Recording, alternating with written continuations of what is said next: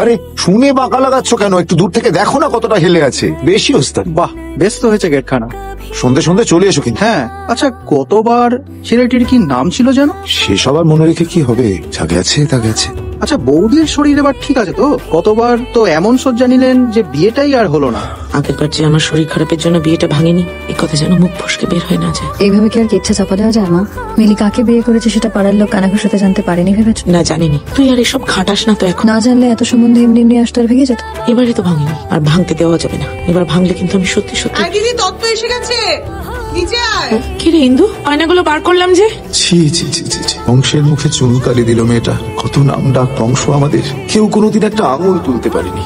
কি মেয়ে পেটে ধরেছি। দিদির একটু সুখ সহ্য হয় না। দিদির সবকিছুতে ওর ভাগ বসানো চাই। চপ, একদম কাঁদবে না। বাড়ি ভর্তি লোকজন, ঘরের কেচ্ছা বাইরের আশ্রয় হোক, এ কি তুমি চাও?